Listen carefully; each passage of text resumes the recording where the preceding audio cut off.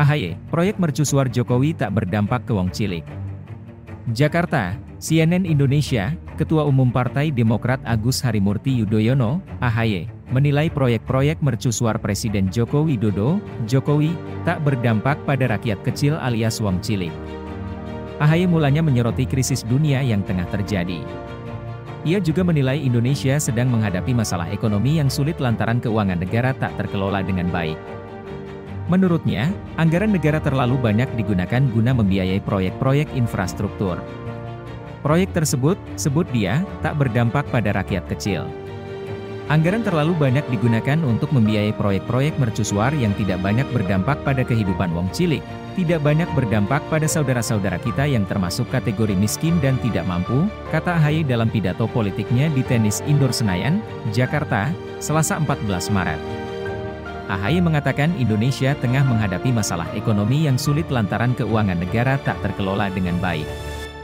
Menurutnya, anggaran negara terlalu banyak dipakai untuk membiayai proyek-proyek infrastruktur yang tak berdampak pada rakyat kecil. Ia menyebut imbas dari banyaknya anggaran yang dipakai untuk proyek itu membuat utang Indonesia naik 3 kali lipat. Menurut Kementerian Keuangan, di awal 2023 ini angkanya mencapai 7.733 triliun rupiah. Belum lagi utang BUMN yang semakin menggunung sebesar 1.640 triliun rupiah, ujarnya. AHY menilai Indonesia kesulitan membayar utang karena keuangan negara juga tengah menghadapi tekanan. Ia menyebut rakyat yang bakal menanggung utang lewat pajak yang dibayarkan.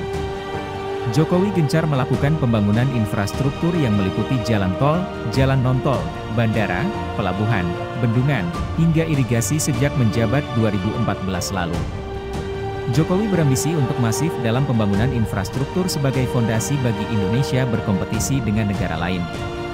Berdasarkan catatan cnnindonesia.com, ada 17 ruas jalan tol sepanjang 410 km yang sedang dalam proses pembangunan.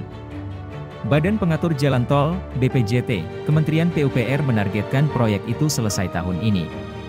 Sejumlah contoh proyek tol itu, antara lain Jalan Tol Kawasan Jakarta Bogor Depok Tangerang Bekasi, Jabodetabek, sepanjang 101,6 km, Jalan Tol Non-Trans 115,8 km, dan Jalan Tol Trans Sumatera 192,4 km. Kemudian, beberapa bandara yang masih dalam proses pembangunan atau akan dibangun, di antaranya Bandara Kediri, Bandara Nabire Baru, dan Bandara Bali Utara. Berbagai proyek kereta api menjadi fokus pemerintah antara lain kereta api akses Bandara Baru Yogyakarta Kulon Progo dan kereta api Jakarta Surabaya. Selain itu, pemerintah juga berencana membangun dan mengembangkan sejumlah pelabuhan seperti Pelabuhan Kek Maloy, Pelabuhan Sanur, Pelabuhan Likupang, dan Pelabuhan Patimban. Semua proyek bandara, pelabuhan, dan kereta api ini masuk dalam daftar proyek strategis nasional, PSN. Aturan soal PSN tercantum dalam Peraturan Presiden, Perpres, Nomor 109 Tahun 2020 tentang perubahan ketiga atas Perpres Nomor 3 Tahun 2016 tentang percepatan pelaksanaan PSN. Di luar PSN, terdapat proyek kereta api cepat Jakarta-Bandung yang juga sedang dikebut oleh pemerintah. Proyek ini dibangun di bawah tanggung jawab PT Kereta Cepat Indonesia Cina, KCIC. Sebanyak 60% saham perusahaan digenggam oleh konsorsium PT Pilar Sinergi BUMN Indonesia, PSBI, sedangkan 40%-nya dimiliki Beijing Yawan HSR Co., Ltd.